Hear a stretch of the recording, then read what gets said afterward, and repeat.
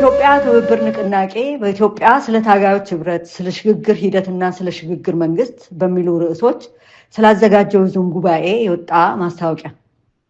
ዘርፈ ብዙ በሆኑ ችግሮች በተጠመደችው ውዲቱ ሀገራችን ኢትዮጵያ የሚታገሉ የታጠቁ ኃይሎች በመጀመሪያ በመሃላቸው ትግላቸውን እንዴት ማስተባበር አለባቸው? በጥቅሉ በሰላማዊና በትጥቅ ትግል የተሰማሩት ኃይሎች ከሰፊው ህዝብና ከሲቪክ ማህበራት ጋር በመተባበር ፍትሐዊና ዲሞክራሲያዊ ስርዓት ለመገንባት ሀገራችንን በጋራ እንዴት ማሻገር ይችላሉ? ይህን ለማሳካት ምን አይነት ተግዳሮቶች አሉ? እነዚህን መሰናክሎች ለመወጣትስ ምን መደረግ አለበት? የሚሉ ቁም ነገሮች በመጀመሪያው ውይይት ክፍል ይስተናገዳሉ።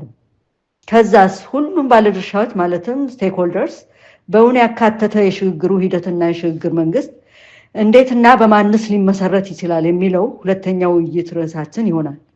ይህ በጥናትና በምርምር ላይ የተመሰረተ ታሪካዊ ዙም ውይይት እንዳያመልጣችሁ በአክብሮት ተጋብዛችኋል። ቀኑ እሁድ ፌብሩዋሪ 1 2026 ዓ.ም ከሰዓት በኋላ ከ2 ፒኤም እስከ 6 ፒኤም ኢስተርን ስታንዳርድ ታይም። የኢትዮጵያ ትብብር ንቅናቄ።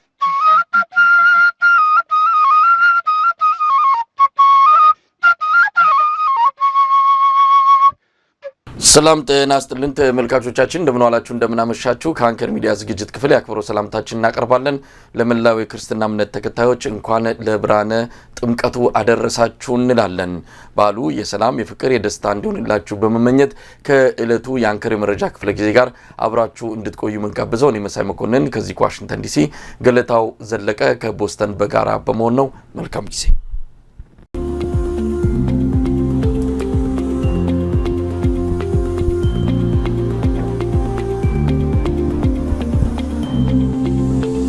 ተናስተልን ገለታው። ተናስተልን መሳይ፣ እንኳን ለብርሃነ ጥምቀቱ አደረሰ። ለክርስትና እምነት ተከታዮችም እንደዚሁ እንኳን አደረሳችሁ ማለት እወዳለሁ። እንግዲህ በዛሬው ዝግጅታችን የጥምቀትን በዓል መነሻ በማድረግ እንደዚሁም በቅርቡ ከዚህ ዓለም በሞት የተለየው የኪነ ጥበብ ሰው ነጻነት ወርቅነህን እንዲሁ የምናስታውስበት ባጭሩ፣ ምክንያቱም ሰሞኑን ኢትዮጵያውያን ከዳር እስከ ዳር ሀዘናቸውን የገለጹበት ሁሉም የተስማማበት ማለት ይቻላል፣ ከግራ ከቀኝም ፖለቲከኛውም በሁሉም መስክ ያለው በአንድ ስሜት ውስጥ ሆኖ ሀዘኑን የገለጸበት።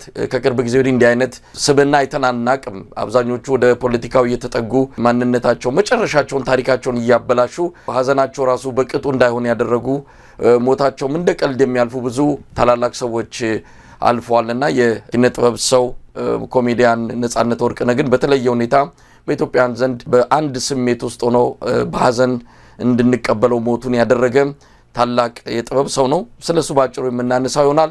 የአማራ ፋኖ ብሔራዊ ንቅናቄ ትልቁ ክስተት እንግዲህ ሰሞኑን ከሰማናቸው ትልቁ ክስተት ታሪካዊ ተብሎም የተገለጸው ይሄም የአማራ ፋኖ ወደ አንድ ጥላ ወደ አንድ እዝ ስር ገብተው በአንድ ድርጅት የሚጠሩበትን ሁኔታ የፈጠሩበት አጋጣሚ እንደዚሁ በቀላሉ የሚነሳ አይደለም። ያንን ተከትሎ በተለያዩ አካባቢዎች የደስታ ሰልፎች የተካሄዱበት፣ የደስታ ርችቶች የተተኮሱበት፣ የደስታ ጥይቶች የተተኮሱበት፣ በብዙ መንገዶች ስሜቶች የተንጸባረቁበት ትዕይንት ነው። ይህንን ክስተት እንዲሁ መለስ ብለን እንቃኛለን። የብሔራዊ ንቅናቄው ሊቀመንበር አርበኛ ዘመነ ካሴም እንደዚሁ መልእክት አስተላልፏል። የተለያዩ በዓለም አቀፍ ደረጃ ኢትዮጵያውያን ማህበራት አሉ። ከፋኖ ትግል ጋር በተያያዘ የሚንቀሳቀሱ ማህበራትም እንደዚሁ በየአቅጣጫው የደስታ መልእክቶችን እያስተላለፉ ነው። እነሱም ያነሷቸውን አንዳንድ ነገሮች የምንጠቅስ ይሆናል። ሌላው ፕሬዚዳንት ዶናልድ ትራምፕ ከአባይ ግድብ ጋር በተያያዘ አንድ ደብዳቤ ለፕሬዚዳንት አልሲሲ ግልባጭ ለኢትዮጵያው ፕሬዚዳንት ለሌሎችም ሱዳኑ መሪም እንደዚሁ የተጻፈ ደብዳቤ መነጋገሪያ ሆኖ ነው የሰነበተው። ፕሬዚዳንት ትራምፕ በዚህ ደብዳቤያቸው ወደ ማሸማገሉ ሚና መመለስ አሜሪካ እንደምትፈልግና በሁለቱ ሀገራት መሀል የተፈጠረውን ፍጥጫ ለማርገብ ሀገራቸው መዘጋጀቷን በመጥቀስ ነው ለአልሲሲ ደብዳቤ የጻፉት። ያንን ተከትሎ አንዳንድ ሀሳቦች እየተነሱ ነው።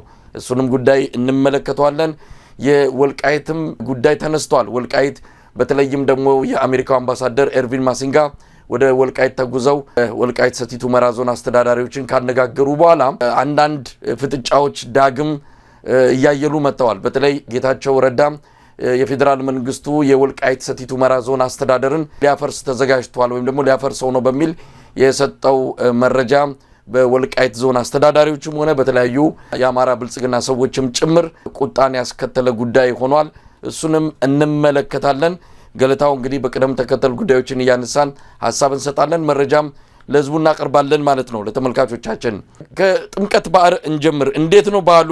ትናንት የከተራ በዓል በድምቀት ነው የተከበረው በአዲስ አበባ ጃን ሜዳ። በወትሮ ያው በዓሉ በኢትዮጵያ ኦርቶዶክስ ተዋሕዶ ቤተክርስቲያን የሚከበርበት ማዕከላዊ ቦታ የጃን ሜዳ የማክበሪያ ስነ ስርዓት ነው። በዛም በርካታ አብያተ ክርስቲያናት ታቦታቸው አድሮ እንደዚሁ የጥምቀት የከተራ ስነ ስርዓቱ መጀመሩ በይፋ የተገለጸበት ዕለት ነው።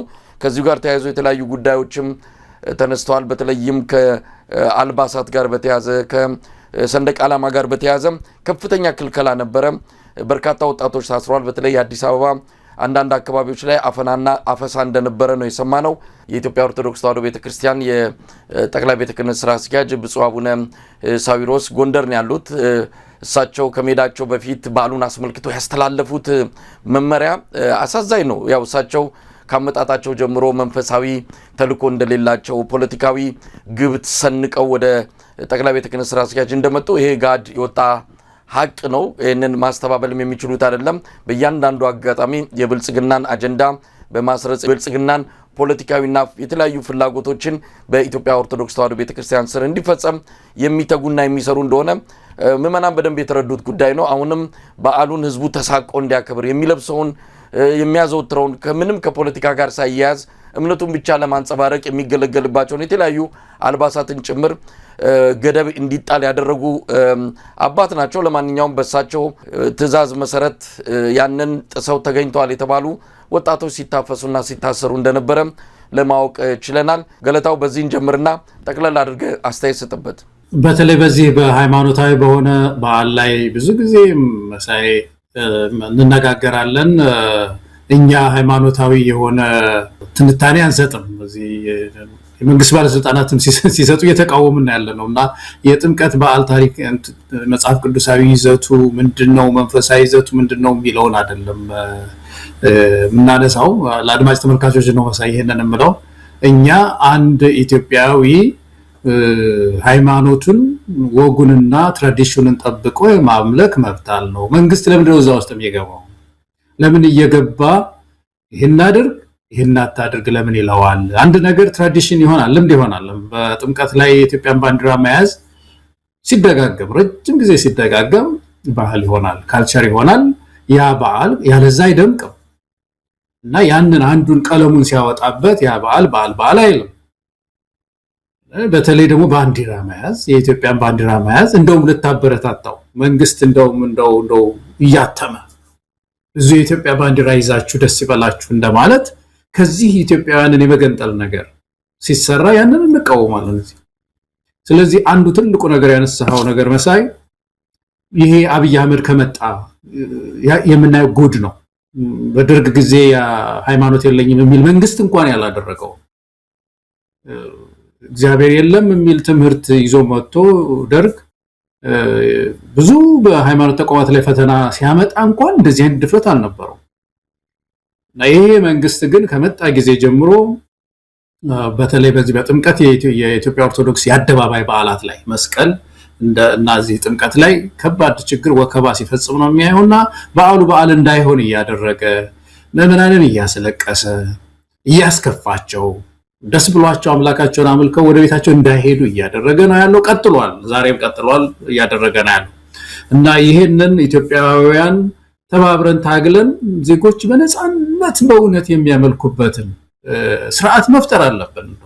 ያንን መዓዛ ያንን አውድ ኢትዮጵያውያን ማምጣት አለብን መሳይ ታግለን። አንድ ይሄ ነው። ሁለተኛው ነገር ደግሞ ይሄ ያልከው ነገር ይሄ በተለይ የአማራ የፋኖ አንድነትም እየመጣበት ስለሆነ አሁን እንደው ማባበል አንዱን ለብቻው እንዳልከው ሙሽራ ምናምን ሌላውስ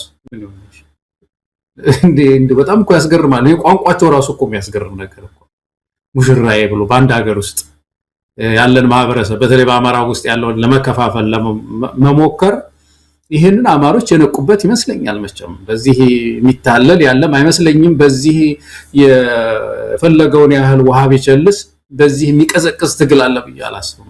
የለም የአማራ ህዝብ በግኗል፣ ያውቀዋል። ጎንደር ወጣት አይደለም እያልተማረ ትምህርት የተከለከለው ወደ ገጠር በወጣን ቁጥር ጎንደር ውስጥ በጣም ብዙ ትምህርት ቤቶች የተዘጉበት እንትን አይደለም፣ ቀጣና አይደለም። ብዙ ሰው በረሃብ የተጠቃበት አይደለም፣ በክሊኒክ የተጎዳ ማህበረሰብ አይደለምና ነጥሎ እንዳልከው በተቻለ መጠን የመከፋፈል ስራ ለመስራት ሲሞክር ህብረተሰባችን ይሄን እንደዚህ አይነት የመከፋፈል ስራህን አቁም ማለት ተገቢ ይመስለኛል። እንደው በዚህ አጋጣሚ እንደገና በዓሉን ለሚያከብሩት ሁሉ መቼም በክፉ ጊዜም ቢሆን መሳይ በዚህ በክፉ ጊዜም ቢሆን በክፉ አውድም ውስጥ ቢሆን እንኳን ለብርሃነ ጥምቀቱ አደረሳችሁ እንደገና ማለት ወዳለው መሳይ። ገለታው እንግዲህ በድጋሚ ለመላው የኢትዮጵያ ኦርቶዶክስ ተዋሕዶ እምነት ተከታዮች በመላው ዓለም ለኤርትራውያንም ጭምር እንኳን ለብርሃነ ጥምቀቱ አደረሳችሁ እንላለን። ባሉ እንግዲህ የሰላም እንዲሆን ነው ምኞታችንን የምንገልጸው። በተለይ በተለያዩ የኢትዮጵያ አካባቢዎች የሰላም የሚለው ቃል ብዙም ትርጉም ያለው አይመስልም። ከሰላም ርቀው ጥይት እየጮህባቸው የሚያከብሩ ለምሳሌ ሰሜን ሸዋ ላይ ታቦታት በሰላም ረክተው ወደ ማደሪያቸው እንዳይሄዱ ያገዛዙ ታጣቂዎች የፈጸሙት የተኩስ እሩምታና ማዋከብ በዚህ አጋጣሚ መጠቀስ የሚገባው ነው። በምንጃር ሸንኮራ ወረዳ አካባቢ ታቦት ተረጋግቶ ወደ ማደሪያው እንዳይሄድ ወደ ቦታው ወደ ምድብ ቤተክርስቲያኑም እንዳይመለስ ከፍተኛ የሆነ ማዋከብ ስራ በአገዛዙ ታጣቂዎች እየተፈጸመ ነው ያለው። ፋኖች እውነት ለመናገር ይህን አጋጣሚ በመጠቀም የተናጠል የተኩስ አቁም በማድረግ ብቻቸውን ተኩስ አቁሙን ውሳኔ ላይ ደርሰው ምንም አይነት ወታደራዊ እንቅስቃሴ እንዳይደረግ ወስኗል። ከከተራ ዕለት ጀምሮ እስከ ዛሬዋ ቀን ድረስ በተለያዩ የአማራ አካባቢዎች ውጊያዎች አልተካሄዱም በፋኖ በኩል። ነገር ግን አገዛዙ ለማጥቃት በመጣባቸው አካባቢዎች ግን በመልሶ ማጥቃት የተለያዩ ወታደራዊ ገድሎች መፈጸማቸውን ነው የሰማነው። እስቲ ወደ ኋላ ላይ እናነሳዋለን። ገለታው ወደ እንደው አንድ አሳዛኝ ክስተት ነው። ሰሞኑን ኢትዮጵያውያን በአንድ ስሜት ውስጥ ሆነው ያሰነበታቸው ነው። የኮሜዲያን የኪነ ጥበብ ሰው ነጻነት ወርቅነህ ህልፈት ነው። ህልፈቱ ኢትዮጵያውያንን አሳዝኗል።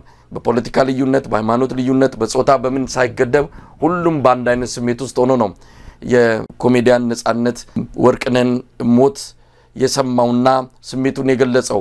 እንዴት አየው? በጣም አሳዛኝ ነው። እውነት ለመናገር ገና ብዙ መስራት በሚችልበት ጊዜ በ43 ዓመቱ ነው ከዚህ ዓለም በሞት የተለየው። ያው ህመም እንዳለበት ይታወቃል። እሱም በተደጋጋሚ ገልጿል። በትላንትናው ዕለት የቀብር ስነ ስርዓቱ በመንበረ ጸባዖት ቅድስት ካቴድራል ቤተክርስቲያን መፈጸሙን ነው እንግዲህ የሰማ ነው። ገለታው ምን ማለት ይቻላል? በዚህ አጋጣሚ ለቤተሰቦቹ፣ ለወዳጆቹ፣ ለጥበብ ቤተሰቦች በሙሉ መጽናናትን እንመኛለን። አዎ መሳይ መጽናናትን እንመኛለን። በጣም ያሳዝናል በእውነት ብዙ ሰዎች ነጻነት ካለፈ በኋላ ሲናገሩ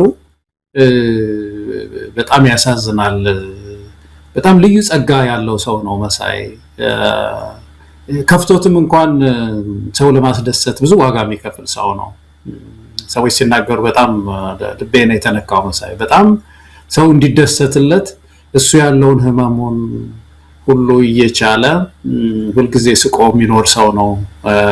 ሰውን በመርዳት ደግሞ በጣም ከዚህ ከሙያውን ባሻገር የታወቀ ሰው ነው እና እኛ የምናውቀው ግን በጣም በዚህ ክፉ ጊዜ ሰው በረሃብ በችግር በሚሰቃይበት ጊዜም እንኳን እንደው ፈገግ እንዲል የሚያደርግ ወንድማችን ነው። በእውነት አተነዋል። ኢትዮጵያ አተዋለች።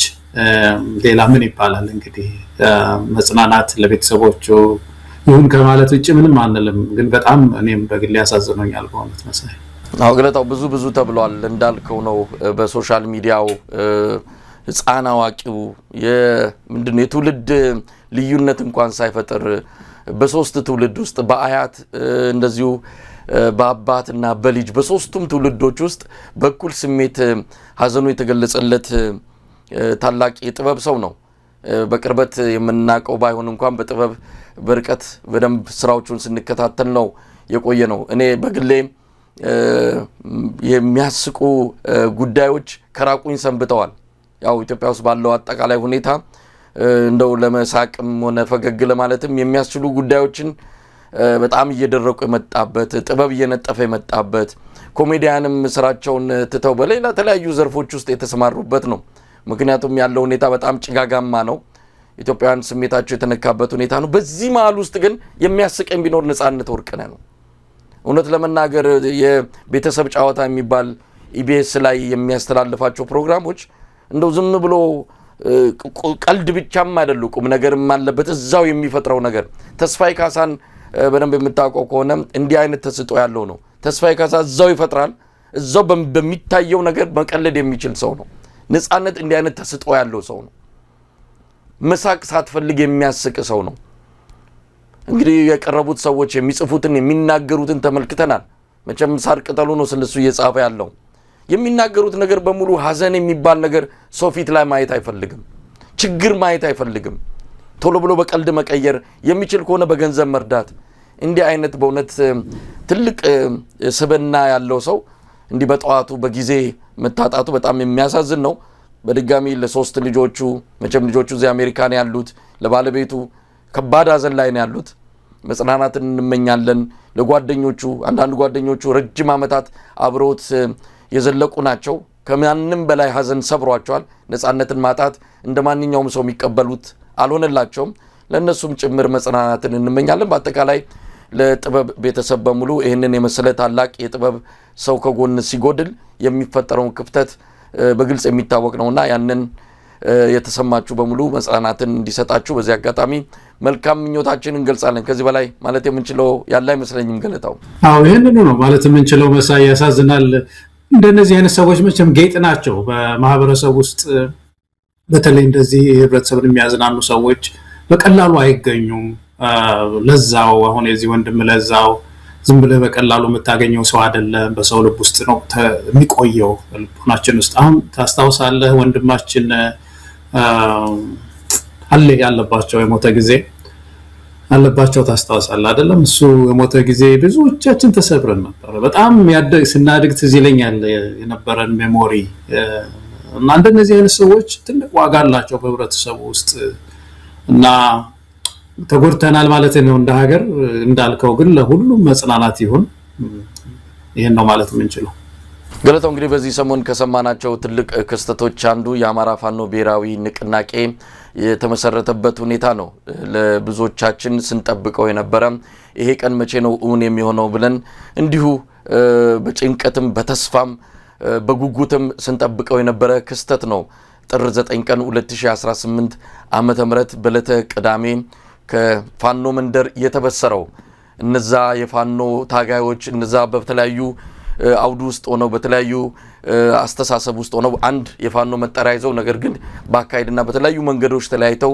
ጥይት እስከ መተኳኮስ እስከ መገዳደል የደረሱ የፋኖ ኃይሎች ያ ሁሉ አብቅቶ ያ ሁሉ ነገር ተጠናቆ ምዕራፉ ተዘግቶ ዛሬ አንድ የአማራ ፋኖ ድርጅት አምጠው ወልደዋል እጅግ የሚያኮራ ነው በዚህ ጉዳይ ላይ ብዙ ነገሮችን ብለናል አንተ እንግዲህ አስተያየት ስላልሰጠበት አንተን ላስቀድምና ከዛ በኋላ የመጡ የተለያዩ ክስተቶች አሉ ስለሱ መረጃ እንሰጣለን አስተያየትም እናቀርባለን እኔ በመጀመሪያ መሳይ ያው የአማራ ህዝብ ትግል እንግዲህ ከታች ወደ ላይ ነው ህብረተሰብ የፈጠረው ትግል ነው ሲባል ብዙ አደረጃጀቶች ይፈጥራል ማለት ነው ይሄን በተግባር ያየነው ነው የተለያዩ አደረጃጀቶች ወደ 100 የሚጠጉ አደረጃጀቶች ተፈጥረው እንግዲህ ያ ሄዶ እድገቱን ጠብቆ አንድ ድርጅት በሂደት መወለድ አለበት ቶሎ መወለድ አለበት የሚል ከፍተኛ ድምጽ ነበረ እና ምት በስቶ ጉጉት በስቶ በአማራ ህዝብ ዘንድም በኢትዮጵያውያንም ዘንድም ብዙ የኢትዮጵያ ወንድም እህቶቻችን ይጠይቃሉ እንዴት ነው ለምንድን ነው ፋኖ ተጠናክሮ መጥቶ ከኛ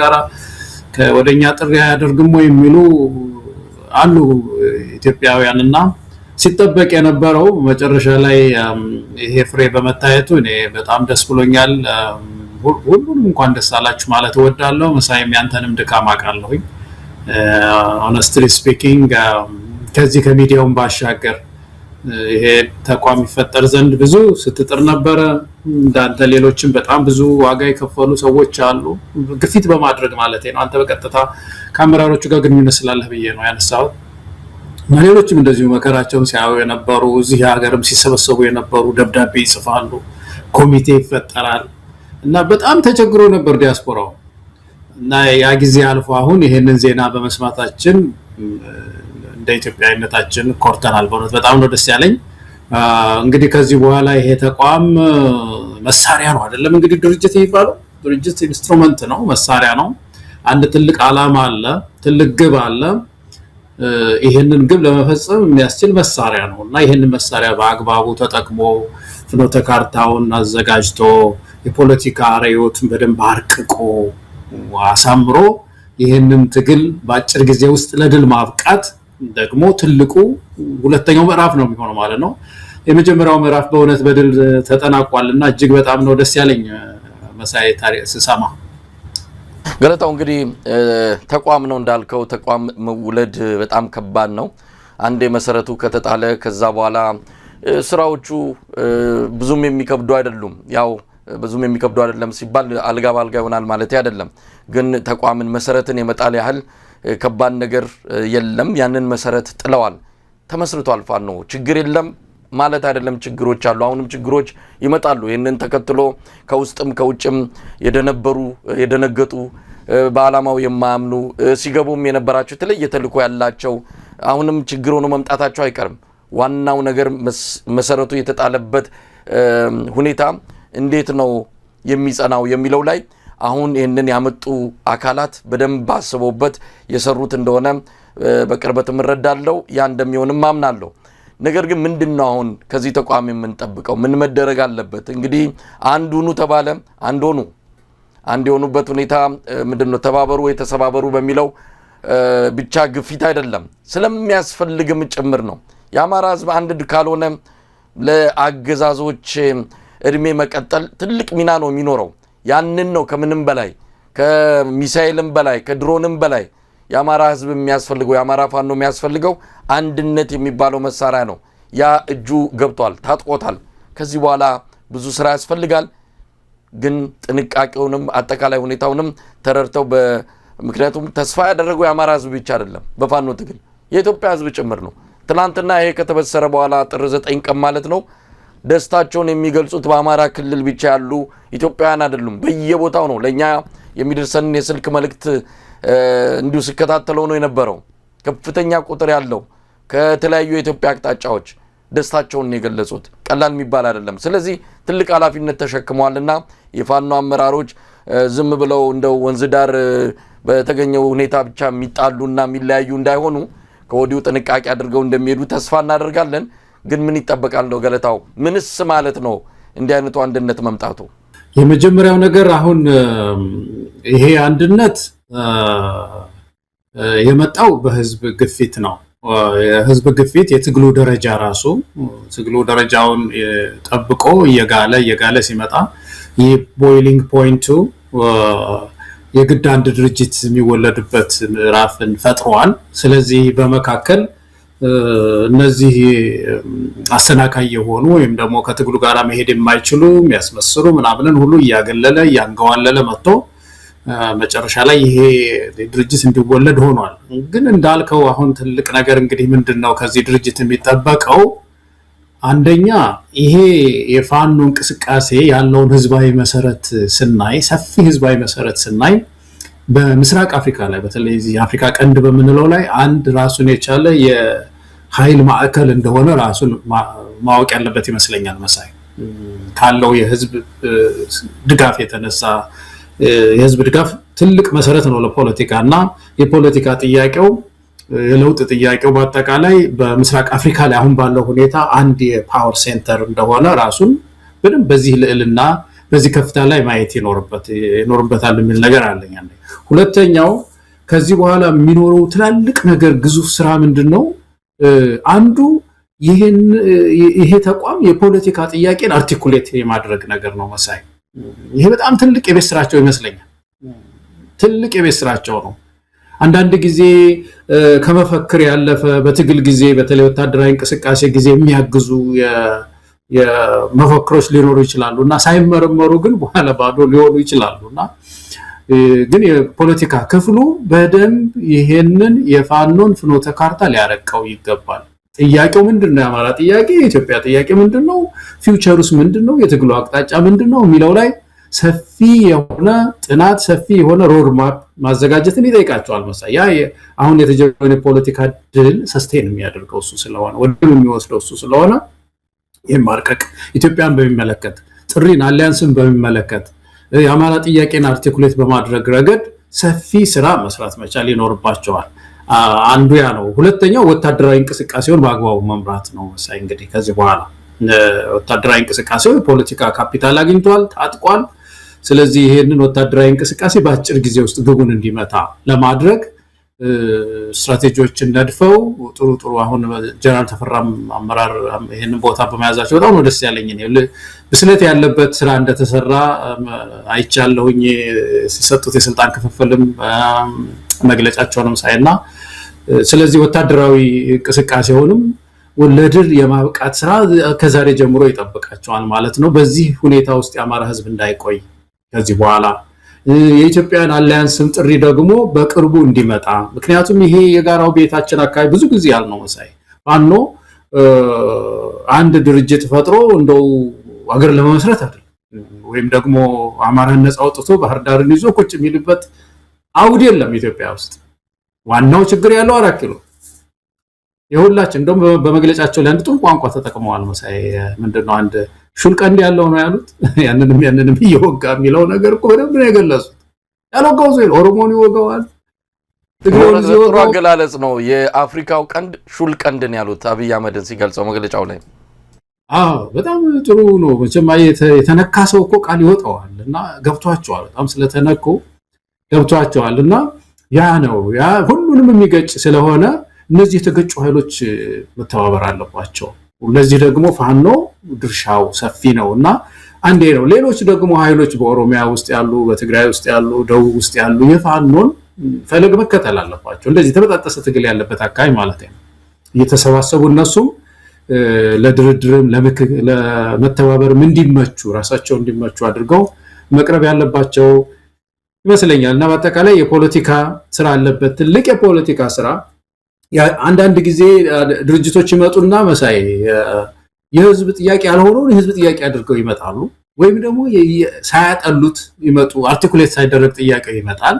እነዚህ ችግሮች መቀረፍ አለባቸው። በኢትዮጵያ ፖለቲካ ውስጥ የታዩት እነዚህ ናቸው። በኢሃፓ ጊዜ የታየው ችግር የጥያቄ ችግር ነው።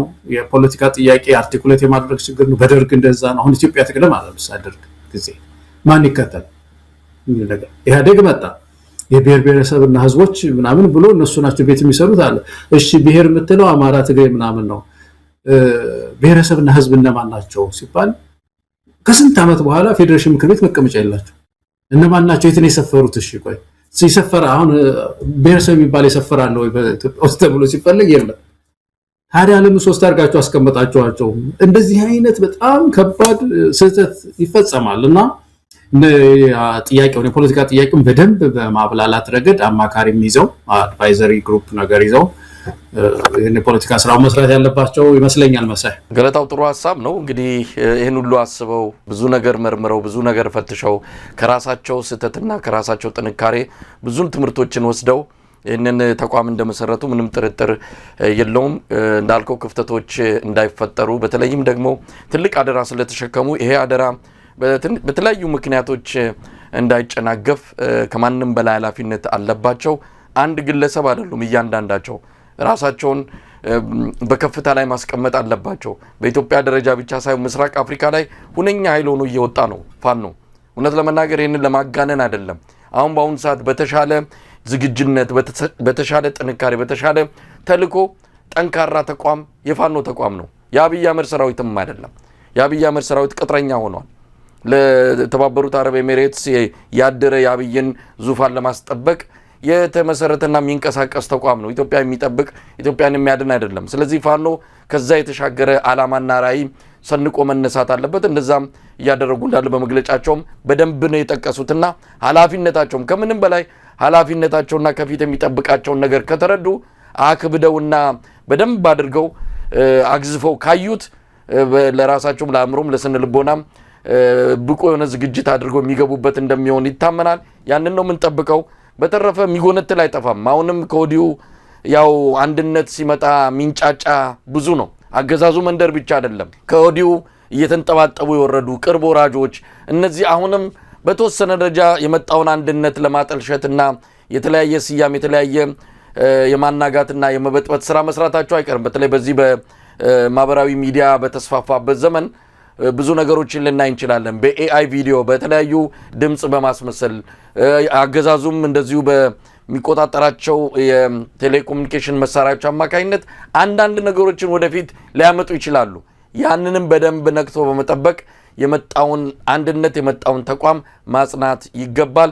በዚህ አንጻር ብዙ አማካሪዎች እንዳሏቸው ከግራ ከቀኝም ብዙ ነገር በነገራችን ላይ እነዚህ ፊት ለፊት የሚታዩት ብቻ አይደሉም። በመላው ዓለም ይህን ትግል በተለያየ ድጋፍ በተለያየ መልኩ አብሮ የቆመ ኢትዮጵያውያን ቁጥር የትየለሌ ነው። ብቻቸውን አይደሉም። ስለዚህ የሙያም ሆነ የተለያዩ ድጋፍ ከፈለጉ ወይም ደግሞ ያስፈልጋቸዋል ያንንም የሚሰጡ በርካታ ኢትዮጵያውያን ተዘጋጅተው እየጠበቁ ነው ያሉትና እኔ ከዚህ በኋላ ወደ ኋላ የሚመለስ ነገር የለም። በቃ ዋና የሚጠበቀው ነገር ተደርጓል። አሁን ወገብን ጠበቅ አድርጎ ይሄን አገዛዝ ብዙ እድሜ የለውም።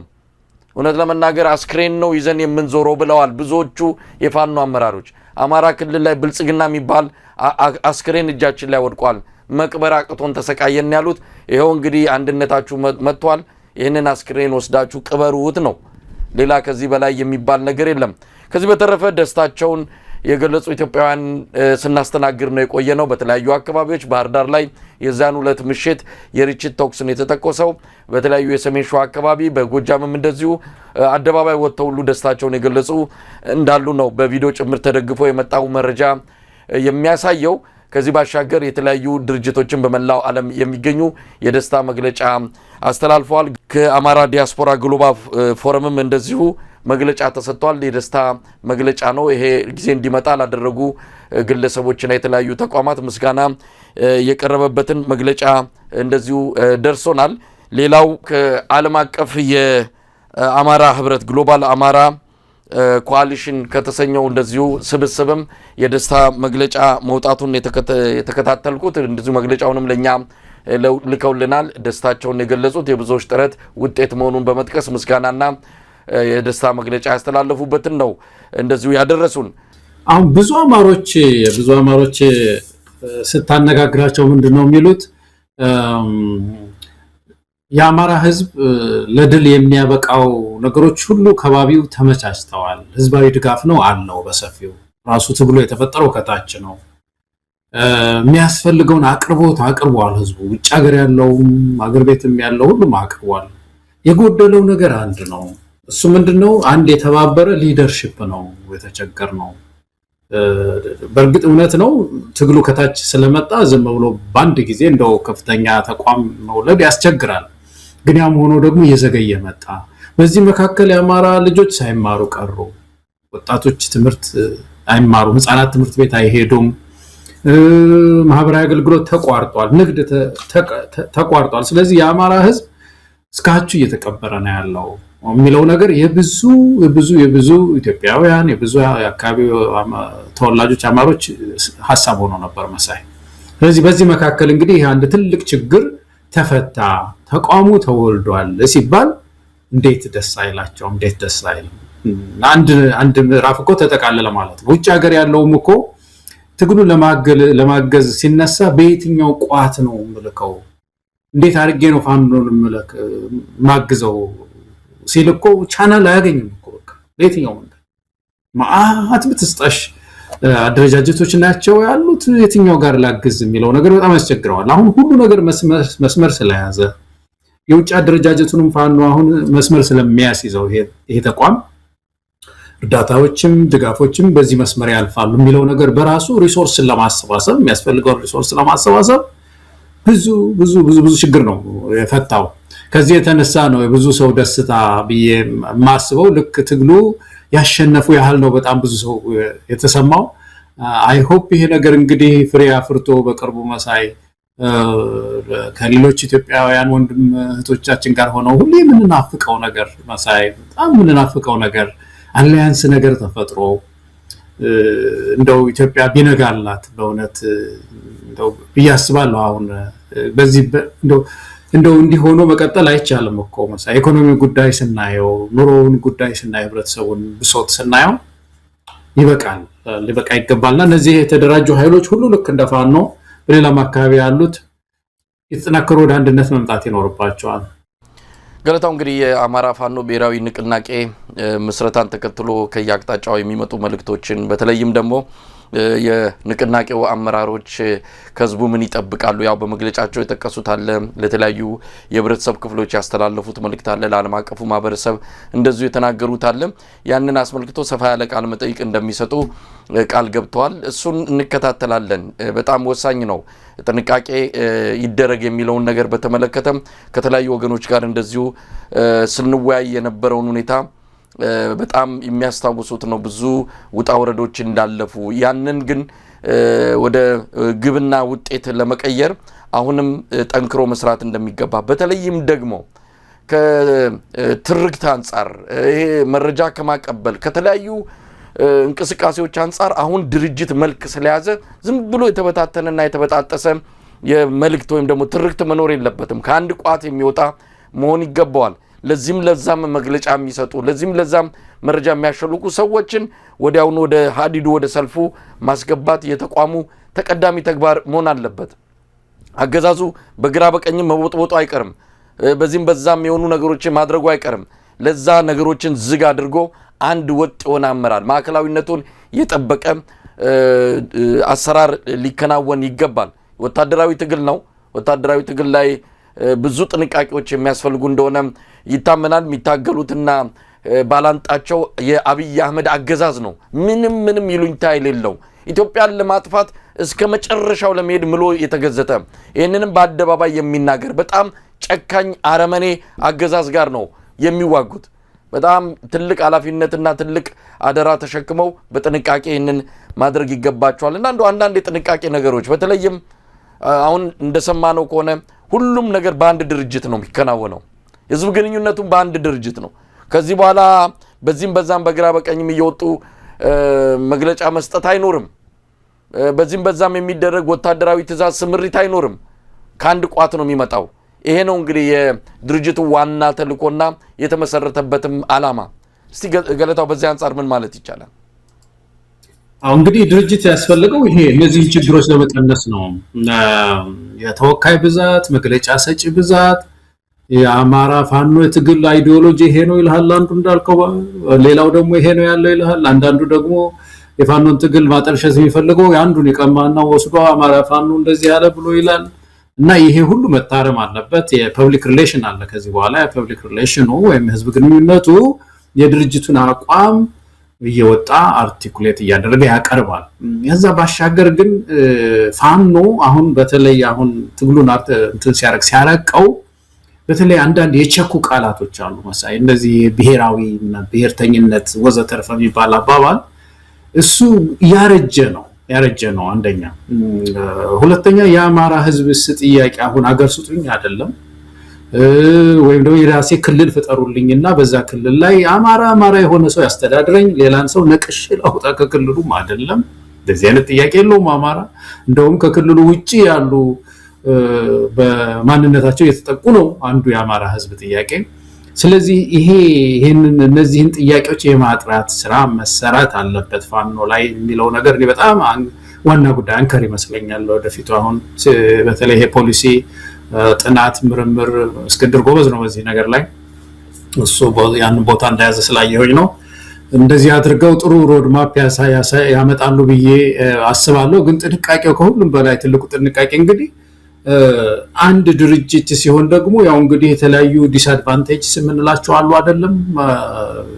ትግል ስለሆነ እና ይሄንን ተቋም ለመምታት እነዚህን ከፍተኛ አመራሮችን የሆነ ነገር ለማድረግ መንግስት ማይሰራው ነገር አይኖርም ስለዚህ ዙሪያውን በእውነት የብረት አጥር ሆነው ህዝቡም ሊጠብቃቸው ይገባል እነሱም ጥንቁቅ ሆነው ይሄን ክፉ ጊዜ ያልፈው የአማራን ህዝብ ትግል ጫፍ የማድረስ ኃላፊነት አለባቸው እንግዲህ ውጭ ሀገርም ያለው አሁን ጥሩ መስመር ይዞለታል ትግሉ ከዚህ በኋላ ቅሌን ጨርቄን ያለ አይመስለኝም አማራ ፋኖን ትግል ደግፎ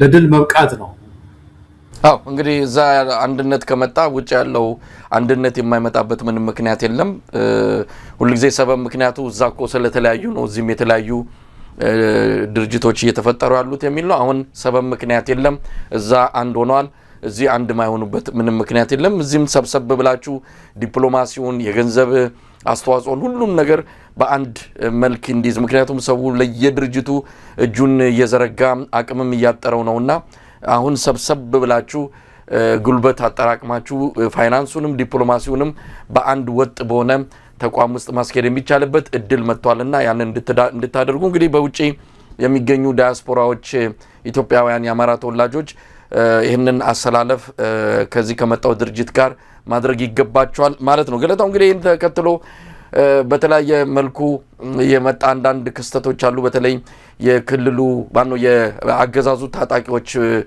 ከሚሊሻ ጀምሮ አድማ በታኝ ራሱ መደበኛው የመከላከያ ሰራዊትም ትጥቅ እየፈታ ወደ ፋኖ የሚመጣበት ወደ ተለያዩ አቅጣጫዎች የሚጠፋበት ሁኔታ እየጨመረ ነው የመጣው።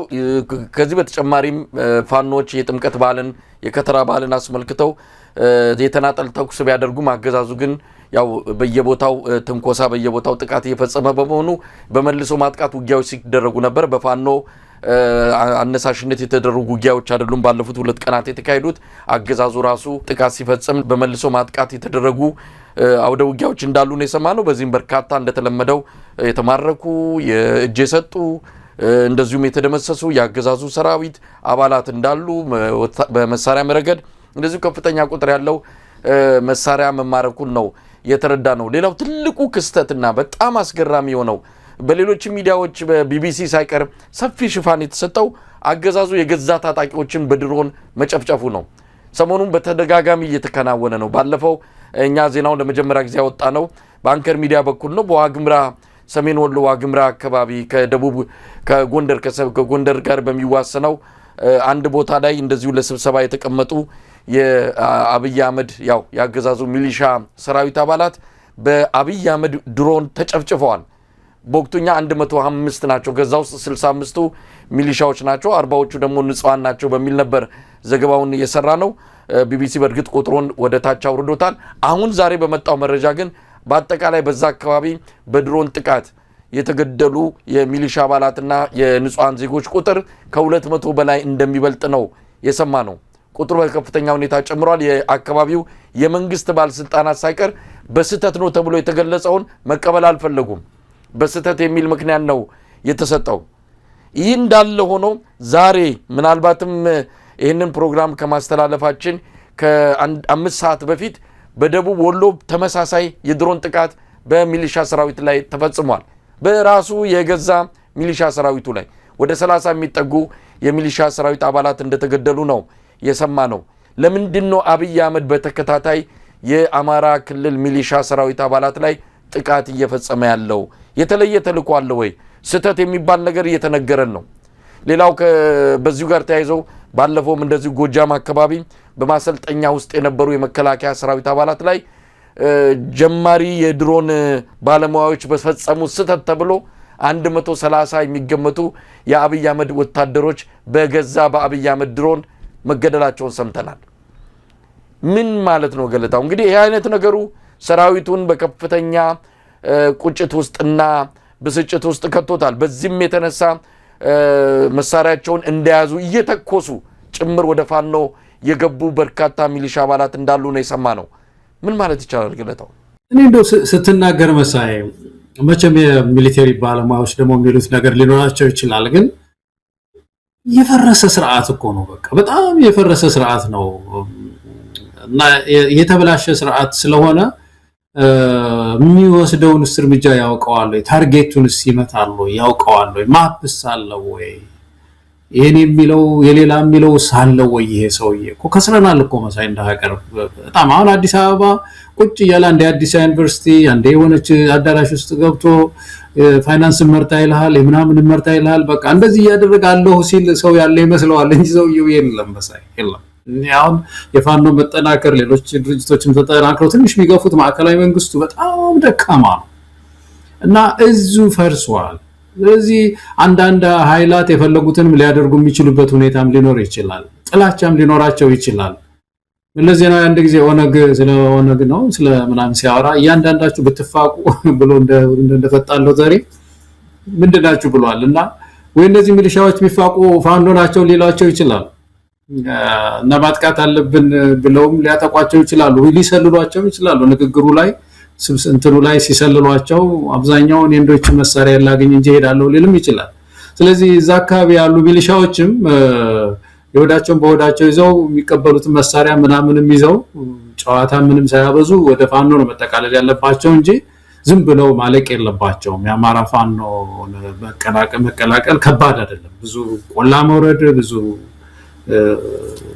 ከባድ ሰርጥ ይባላል በእኛ ሀገር።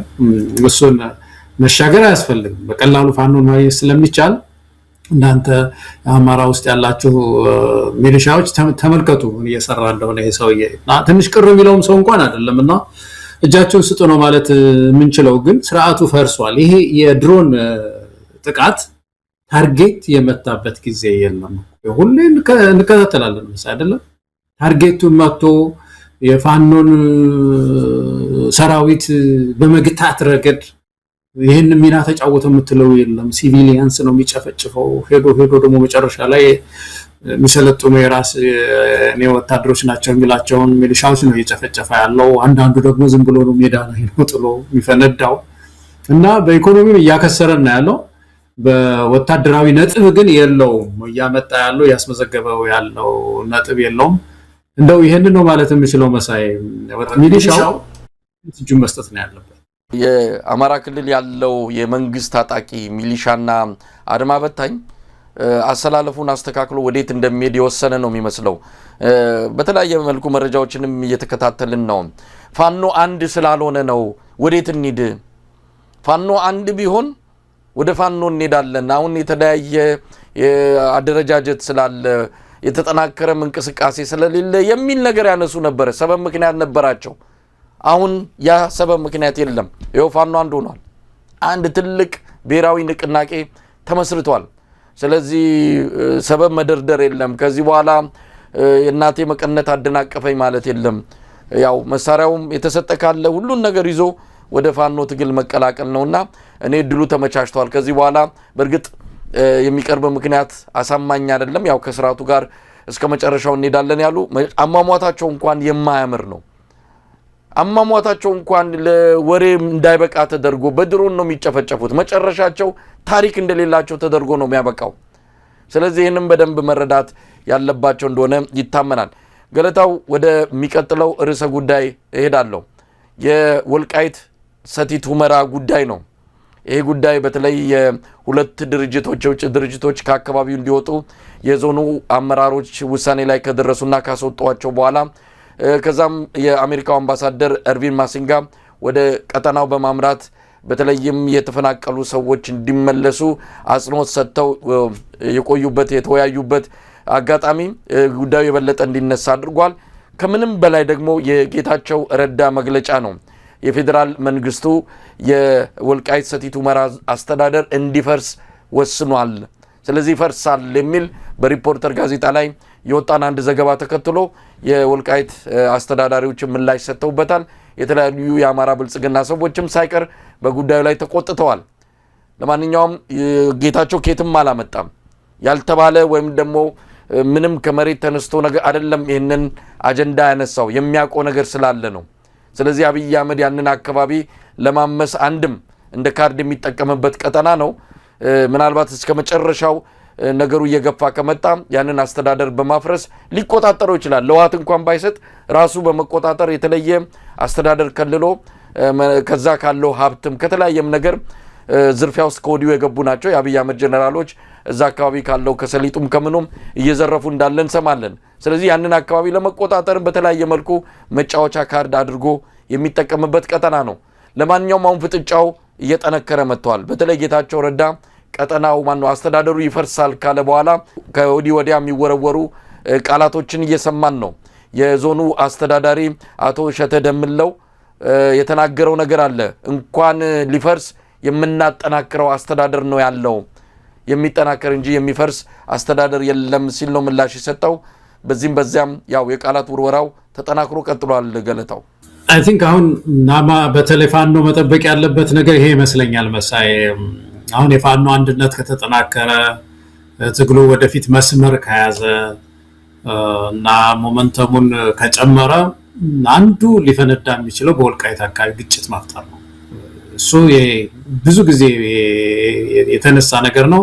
የጎንዮሽ ትርምስ መፈጠር አለበት።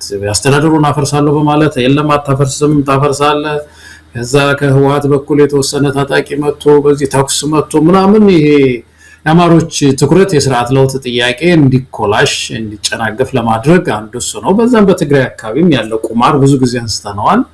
ስለዚህ አንዱ መጠበቅ ያለበት ለውጥ ይሄ ነው። እንዳልከው የፖለቲካ ቁማር ስለሆነ ወቅት እየጠበቁ እንዲፈነዳ የሚያደርጉት ነው። የተቀበረ ቦምብ ነው፣ ቦምብ ብለው ያስቀመጡት ነው። በመሰረቱ ይሄ የወልቃይት ጉዳይ ብቻውን ተነጥሎ የሚታይ አይደለም። ኢትዮጵያ ውስጥ ልክ እንደ ወልቃይት አይነት ጊዜ እየጠበቁ ብሔርን ከብሔር የሚያጋጩ ቦታዎች አሉ። የታወቀ ነው። የሞያሌ ጉዳይ አንስተናል ባለፈው። ድሬዳዋ አለ፣ በሶማሌና በኦሮሚያ በኩል ግጭት እንትን አለ፣ ቦታ አለ። በደቡብ በሁሉም አካባቢዎች ትናንሽ ቦታዎች አሉ።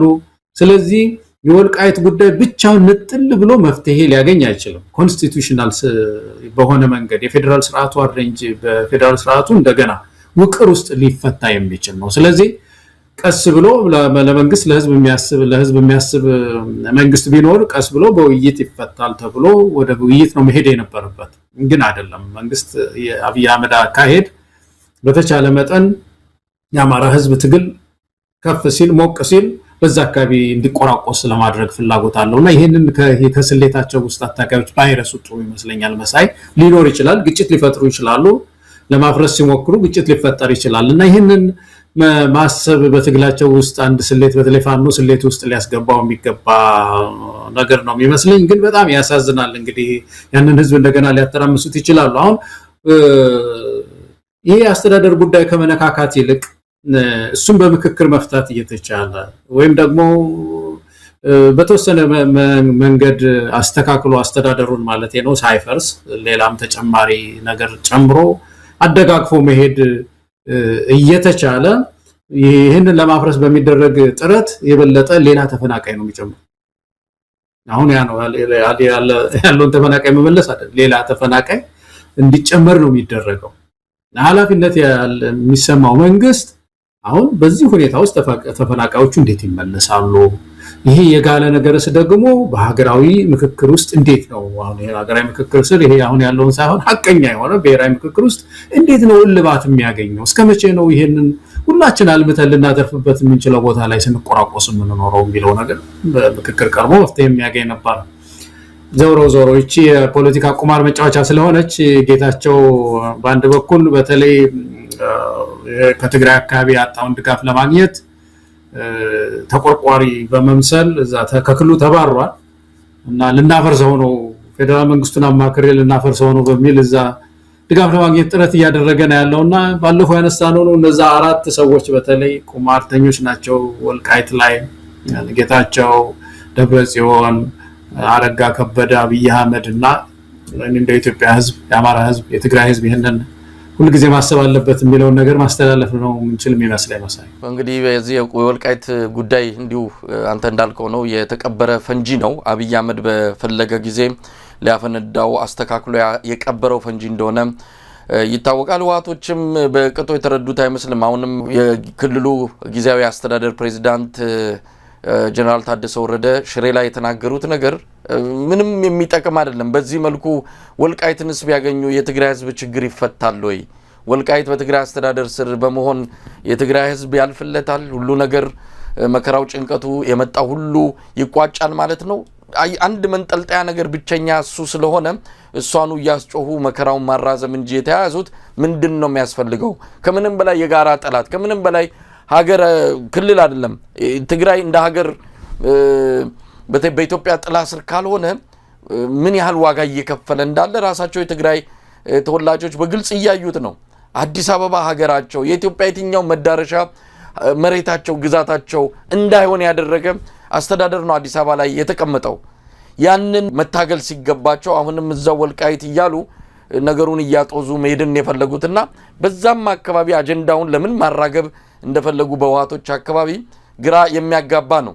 ከማዕከላዊ መንግስት ከአዲስ አበባ ስልጣኑን የተፈናቀለው ህወሓት ክልል ላይ ብቻ ተወስኜ ከዚህም ከዛም እየተጣላው የትግራይን ህዝብ መብት አስከብራለሁ የሚል በጣም የተወናበደ አካሄድ ነው የተያዘውና እዛ ላይም ችግር ያለ መሆኑን በደንብ በግልጽ እያየን እንገኛለንና ገለታው ከግራ ከቀኝም በደንብ የተረዱት አይመስልም። እዛ ወልቃይት አካባቢ ያሉትም የዞኑ አስተዳዳሪዎች ብልጽግናን ተደግፈው የሚያመጡት ለውጥ የለም።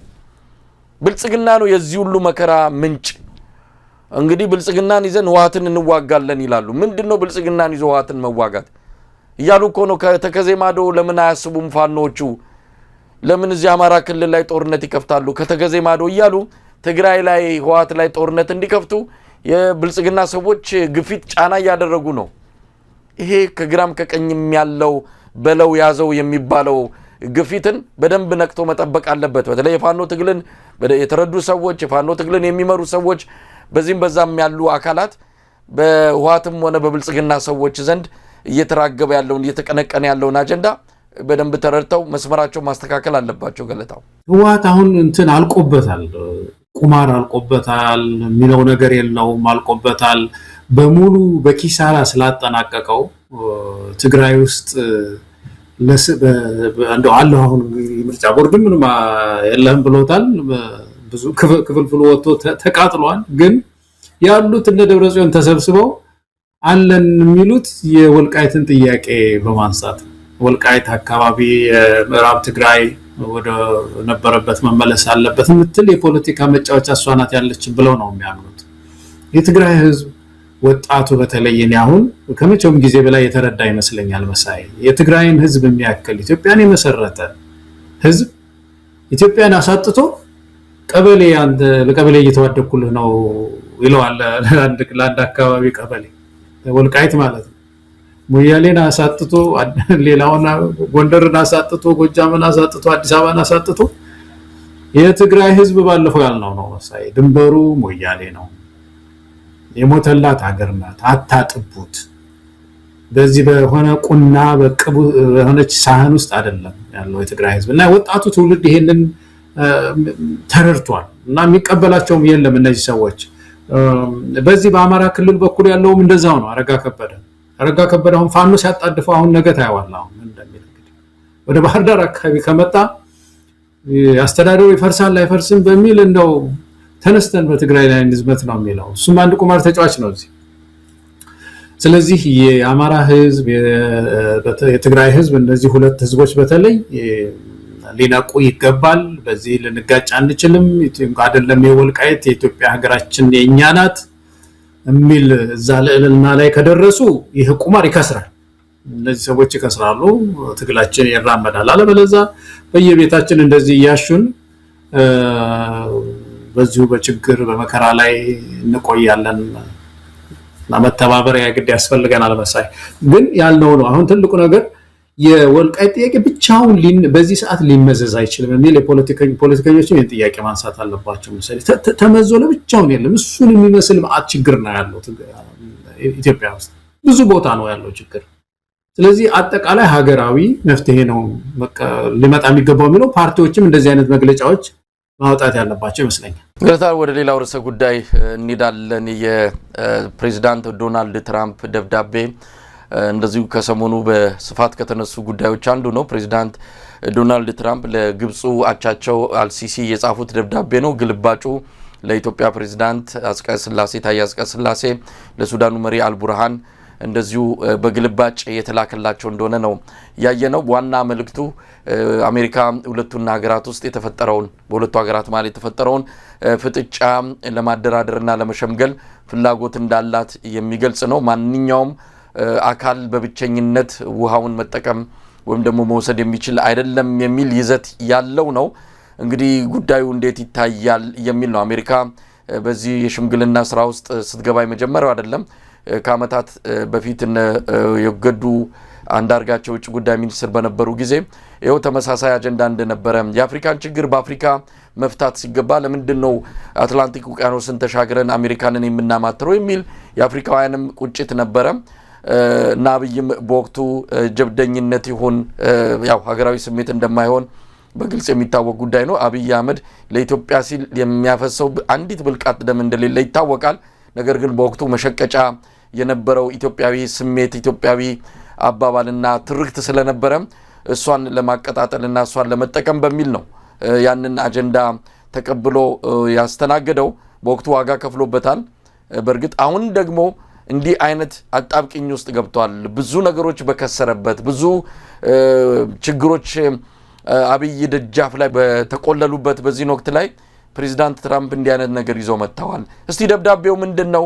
አብይ አህመድ እስካሁን ይፋዊ የሆነ ምላሽ የተሰጠ አይመስለኝም። ምናልባት ካለ ከተከታተልክ ትነግረኛለህ። ግን በጣም አጣብቂኝ ውስጥ ነው የተገባው። ግብጽ ለግብጽ የሚያደላው የአሜሪካ ዲፕሎማሲ፣ ለግብጽ የሚያደላው የአሜሪካ ብሔራዊ ጥቅም ምናልባትም ኢትዮጵያ ምን ልታገኝ ትችላለች? አብይ አህመድስ ምን እርምጃ ሊወስድ ይችላል? ተቀብሎ አሜን ብሎ በአሜሪካ አደራዳሪነት የቀረበውን ግብዣ እዛ ሂደት ውስጥ ይገባል ወይስ እንደያኔው አሻፈረኝ ይላል? እስቲ ገለታው ምን ማለት ትችላለህ? እንደው መጨረሻ ላይ ካነሳው አብይ አህመድ ስልጣኑን የሚያቆይለት ነገር ከመጣ ማንኛውንም ፊርማ ለመፈረም ወደ ኋላ ይላል ብዬ አላስብም። ማንኛውም ነገር ውስጥ ይገባል። ኢትዮጵያን ብሔራዊ ጥቅም አሳልፎ በመስጠት እንደ አብይ አህመድ የሚታማ የለም። ደብዳቤው በጣም አስገራሚ ነው መሳይ። እንደዚሁ ስታየው ስታንዳርድም ያለው አይመስልም።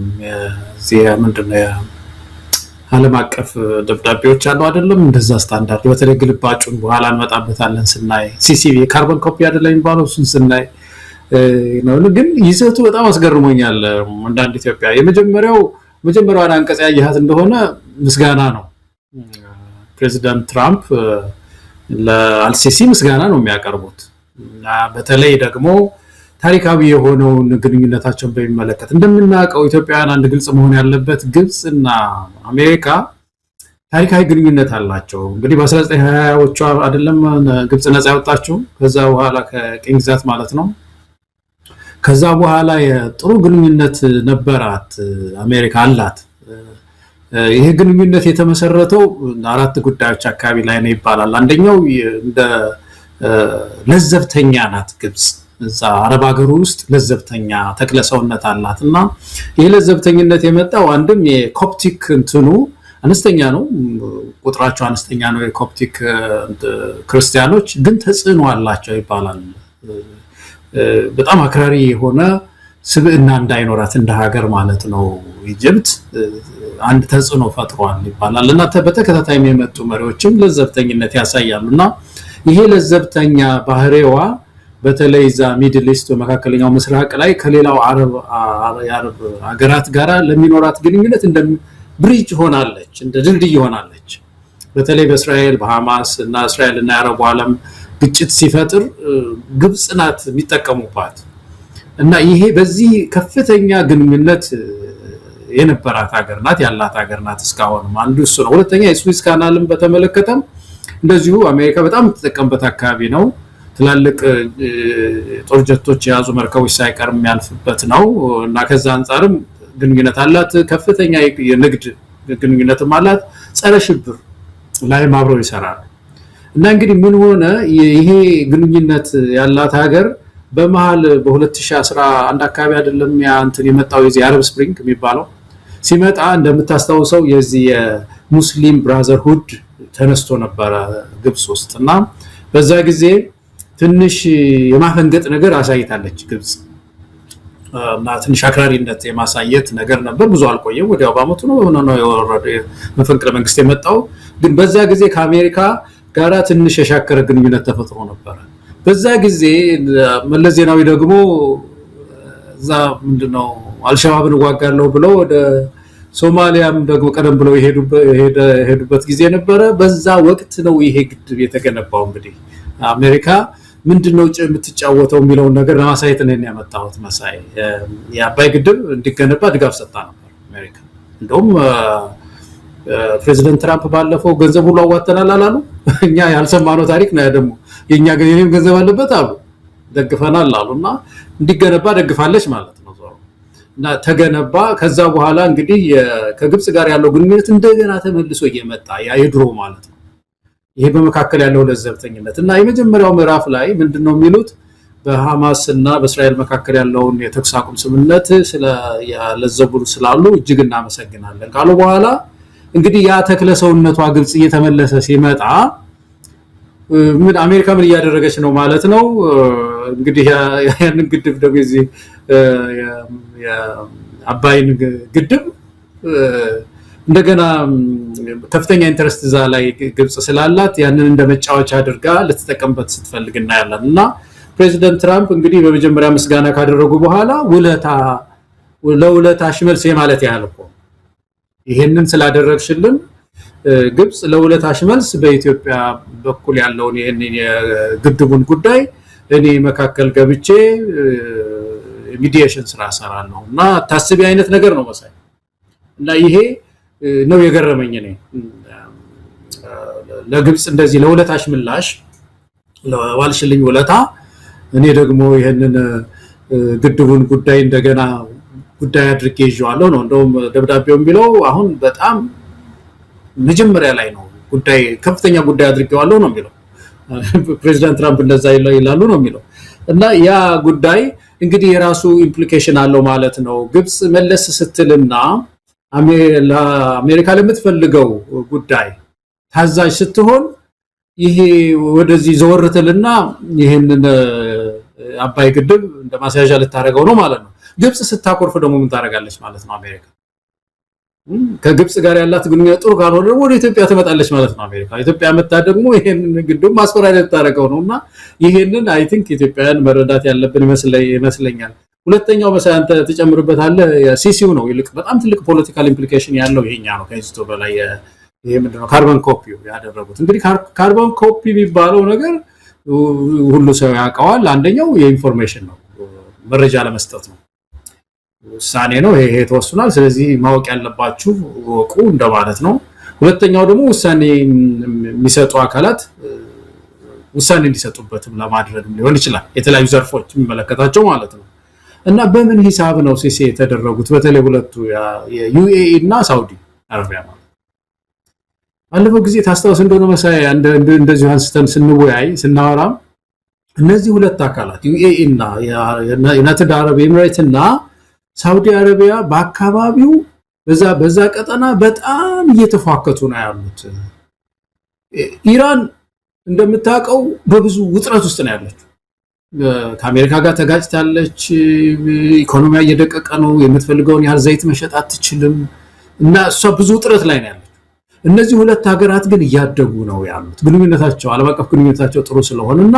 ኢነርጂ አላቸው እዚህ አካባቢ ለመቆጣጠር ይፈልጋሉ በአካባቢ ላይ የበላይ ለመሆን ይፈልጋሉና በዚህ ምክንያት የአረብን ስፕሪንግ አፍርሰዋል የአረብ ስፕሪንግ አሁን የመን ውስጥ እንዳይሰራ ሊቢያ ውስጥ እንዳይሰራ ሱዳን ውስጥ እንዳይሰራ አድርገው አሁን ይህንን ፓወራቸውን ስለሚያውቁ ነው ሲሲ የተደረጉት የሚል እምነት ነው ያለኝ በጣም ያሳዝናል እኮ መሳይ ደግነቱ እኮ ፕሬዚደንት ትራምፕ የዋህም ናቸው ጽፈት ቤታቸውም የዋህ ነው አልደበቀብንም ይሄንን እኮ ውስጥ ታዋቂ ባደል በቀጥታ ሲሲ አድርገውልናልና እኛ የአባይ ተፋሰስ ሀገሮች አይደሉም እንግዲህ አይደለም እነዚህ ሁለቱ ለምን ሂሳብ ነው እነሱ ሲሲ የሚደረግላቸው ካርቦን ኮፒ የሚደረግላቸው የሚለው ነገር እኮ እንዴት ነው አይወያዩም ብለው እንዴት ገመቱን ራሱ ዋይት ሃውስ እንዴት ገመተን የሚለው ነገር ይገርመኛል በጣም እና ዞሮ በፖለቲካ ሂሳባችን ውስጥ አሉ ማለት ነው በአባይ ግድብ የሚያስገርም ነገር እኮ ገለታው ከቀጠናው ካለው አጠቃላይ የኃይል አሰላለፍ ጋር በተያዘ ሁለቱ ሀገራት የገቡበት ፍጥጫና ያን ያው አባይን ግድብ ብቻ ለንጠለ የምታየው አይደለም ይሄ የቀይ ባህርም ጉዳይ አጠቃላይ ጂኦፖለቲካው ሁኔታ በጋራ ባንድ ላይ አንዱን ነጥለ የምታየው አይደለም ተያያዥ ስለሆነ ከዛም አንፃር ለማንኛውም ጥሩ ነጥብ ነው ያነሳው ግን የጉዳዩ ባለቤት ኢትዮጵያ ናት እንግዲህ ግራና ቀኝ ከሆነ ግብጽና ኢትዮጵያ ናቸው ለሁለቱ ሀገራት መሪዎች ደብዳቤ እኩል መጻፍ ሲገባው ለግብጽ በዋና ባለቤትነት ተጽፎ ለኢትዮጵያ መሪ በግልባጭ የሚላክበት ለምንድን ነው ፕሬዝዳንቱ ለምንድን ነው ኢትዮጵያ እንግዲህ ሁለት ሀገራትን ነው የጠቀሱት በሁለታችሁ መሃል ነው ያሉት በሁለታችሁ መሃል ከተባለ ኢትዮጵያ በግልባጭ የሚደርስባት ምክንያቱ ምንድነው እሱ ነው በጣም በቃ እነዚህ አስገራሚ ነገሮች ሲሲውም ራሱ ይገርማል ኢትዮጵያን በግልባጭ የሚደርሳት ነገርም ተገቢ እኮ አይደለም ትክክል አይደለም ወይ ደብዳቤስ ምን መጻፍስ ያስፈልጋል ማለት ይሄ ንብረት የኛና የግብጽ የአባይ ተፋሰስ ሀገሮች ጉዳይ ነው ከዚህ ጋር ታኮ እንዴት ይሆናል ታኮ ማለት እየታከከ ከዚህ ከምስጋና ጋር ታኮስ እንዴት ሊመጣ ይችላል ደብዳቤው እኮ የመጀመሪያው ደብዳቤ እኮ ታንኪው ነው ታንኪው ሌተር ነው አይደለም በሐማስና በእስራኤል መካከል የነበረውን ውጥረት ስላረገባቸው አመሰግናለሁ ካሉ በኋላ እኮ ነው እንደገና ይሄንን ደግሞ ለዚህ ውለታ ይሄን አደርጋለሁ ማለት ያህል ነው እና ተገቢ ያልሆነ ነገር ነው። እንደው አገሪቱ ምንድነው አይደለም ይሄንን ሰው ሀገር ሄዳ የሰው ፕሬዚደንት ያመጣች ሀገር እኮ ናት አሜሪካ። አሁን መሳይ የቬኔዙዌላን ፕሬዚደንት እኮ ያመጣች ሀገር እኮ ናት። አገሪቱ እኮ በአገሪቱ ውስጥ እኮ እዚህ እኮ ህግ የተከበረበት ሀገር ነው። ዓለም አቀፍ እንትኗ ግን ግንኙነቷ እኮ ግን በጣም እኮ የተበላሸ እኮ ነው መሳይ። በጣም ያሳዝናል። እዚህ ሀገር ታውቀዋለህ። ለምሳሌ በተለይ እናንተ ያላችሁበት አካባቢ ያው ቨርጂኒያ አለ፣ ዋሽንግተን ዲሲ ማነው ደግሞ ሜሪላንድ እንደዚህ እና አሁን ለምሳሌ ከቨርጂኒያ አንድ ሰው ጥፋት አጥፍቶ በመኪና እየነዳ ሊሆን ይችላል። ጥፋት አጥፍቶ እንደው ፖሊስ እየተከተለው አምልጦ እኮ ዲሲ ቢገባ እኮ ያ ፖሊስ እኮ ዲሲ ውስጥ ገብቶ እኮ ሊይዘው አይችልም። አለ አይደለም ይሄ ህግ ጁሪስዲክሽን የሚባል ነገር አለ አይደለም። ሄዶ ተከትሎ ያ ፖሊስ እዛ ዋሽንግተን ዲሲ የቨርጂኒያ ፖሊስ ዋሽንግተን ዲሲ ገብቶ ወንጀለኛ መያዝ አይችልም። እንደዚህ ነው እዚህ ህግ የሚከበረው። ነገር ግን ሄደው ሌላ ሀገር ሌላ መሪ ሲያመጡት ያለና አሁን እየሆነ ያለው ዓለም አቀፍ ግንኙነቷ ማለት ነው የአሜሪካ ውጭ ግንኙነት በጣም የተተርማመሰ ነውና ይሄኛውም አሁን በዚህ ደረጃ ዝም ብላ ለግብጽ ልክ አባይ ግድብም የራሷም ያለ የሚመስል ያህል ነው ስታየው ደብዳቤውን ይዘትና ተገቢ ያልሆነ ደብዳቤ መታረም ያለበት ደብዳቤ ነው። ኢትዮጵያን ድምጻችን ልናሰማ እንችላለን። ግን ትልቁ ነገር የዚህ አሁን ያነሳው የሳውዲና የዩኤኢ ጉዳይ ያነሳው ነገር ነው መሳይ። ሁለቱ በጣም ተጽዕኖ ስላላቸው በፖለቲካ ስሌት ውስጥ ገብተዋል። አሁን ኢትዮጵያ ውስጥ የዩኤኢ እጅ በጣም ሰፊ ነው፣ በጣም ሰፊ ነው። የሳውዲ አረቢያ እጅ ግን ያን ያህል አይደለም። እኔ አሁን እስካሁን ችግር ውስጥ ያልገባ ነው ለዛ ይመስላል መሳይ። አሁን የመን ውስጥ ሁለቱም እጆች ጠንካራ ስለሆኑ ተጋጭተዋል። ሱዳን ውስጥ አሁን እንደዛው ትርምስ ነው ያለው። አሁን ከሶማሊያና ከምንድነው የወጣች ነው ከሌላ ከማና አካባቢ ከየመን የወጣች ነው ያለችው።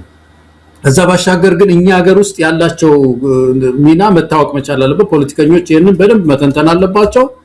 እነዚህ ሁለት ሀገራት እየበጠበጡ ነው ያሉት። እንግዲህ የዚህ የአሜሪካው ፕሬዚደንት መሳይ ደብዳቤ ሳይ ተማርኩት ይሄንን ነው።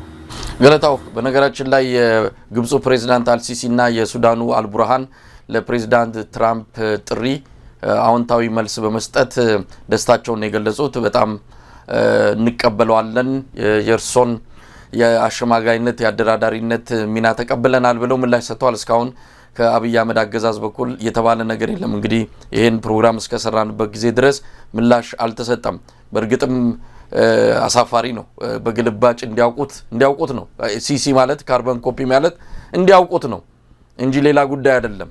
ስለዚህ ኢትዮጵያ ዋና የዚህ ጉዳይ ባለቤት ዋና ተዋናይ ሆና በግልባጭ እንድታውቅ የመደረጉ ሁኔታ በራሱ በጣም ጉዳዩ በደንብ ሊመረመርና ፕሬዚዳንት ትራምፕ ምን አስበው ነው ባለፈው ታስታውሳለህ ግድቡን ግብጽ በአውሮፕላን ልደበድብ ትችላለች ሁሉ ብለው የተናገሩበት ቀደም ሲልም አንተ እንዳልከው ለግድቡ ገንዘብ አሜሪካ ሰጥታለች ያሉበት ከግድቡ አንፃር የሆነ ሚና መጫወት የሚፈልጉ እንደሆነ ይታወቃል ፕሬዚዳንት ትራምፕ። ስለዚህ የኢትዮጵያ አቋም ምንድነው የሚለው ነገር እንዳለ ሆኖ አንዳንድ ወገኖች በተለይ ብልጽግና መንደር ያሉ ያው ለብልጽግና ፕሮፓጋንዳ ከፊት ተሰልፈው በተለያዩ የፖለቲካ መድረኮች ውስጥ እንደፈለጉ ሲተጣጠፉ የነበሩ ዛሬ ደግሞ ማለያቸውን ቀይረው ለብልጽግና የሚሰሩ አንዳንድ ሰዎች አብይ አህመድ ኢትዮጵያዊ ብሔርተኛ አድርገው ልክ ያኔ እሱ እንዳለው ከኢትዮጵያ ጥቅም ውጭ ዝንፍ ያለ ነገር ከመጣ አንገቴ ይቆረጣል እንጂ አሳልፌ አልሰጥም ብሎ የተናገረውን በማምጣት አሁንም ቢሆን አብይ አህመድ ለስልጣኑ ቢሆን ኖሮ አሳልፎ ይሰጥ ነበር። የግድቡን ጉዳይ አሳልፎ እንዳልሰጠ አድርገው ሊነግሩን ይፈልጋሉ። የአባይ ግድብ ጉዳይ አብይ አህመድ ካይሮ ሄዶ የተፈራረመው ያው ሸጦታል ብሎ ጌታቸው ረዳ በተደጋጋሚ ይናገረዋል። ሸጦታል አልሸጦም የቃላት አገላለጽ ነው። ነገር ግን አብይ አህመድ ሄዶ ግድቡ አቅሙ እንዲያንስ በብዙ መንገድ ከተነሳበት ግድቡ መጀመሪያ ከነበረው ዲዛይን በጣም በወረደ ሁኔታ እንዲሰራ ያደረገው አብይ አህመድ ነው። እጅ ሰጥቷል።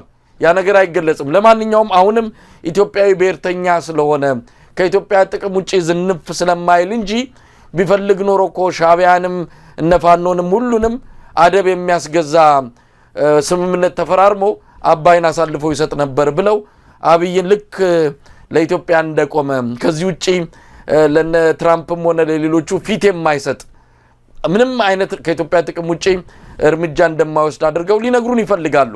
ኢትዮጵያዊ ሊያስመስሉት ይፈልጋሉ። ኢትዮጵያዊ ነው በተፈጠረበት በተወለደበት፣ ግን ለኢትዮጵያ ጥቅም የቆመ አይደለም። ለስልጣኑ ሲል ማንኛውንም ነገር ከማድረግ ወደ ኋላ እንደማይል ነው እየተረዳን ያለ ነው። ለማንኛውም እንዴት ማለት ይቻላል? አብይ ቀጣዩ እርምጃ ምንድነው? እኚህ የብልጽግና መንደር ያሉ ማለያ የቀየሩት እንደሚሉት ነው ወይስ አብይ አህመድ እጅ ሰጥቶ በትራምፕ ሸምጋይነት ሊካሄድ የታቀደውን የአባይ ድርድር ይቀበለዋል? በመጀመሪያ ደረጃ ለአብይም ሲሲያ አልተደረገም። የሚያስገርመው ነገር ደግሞ አንዱ እሱ ነው። ምክንያቱም ደብዳቤው ሲሲ የሚደረገው ለአስፈጻሚ ነው፣ አስፈጻሚ አካል ነው እንግዲህ መሆን ያለበት።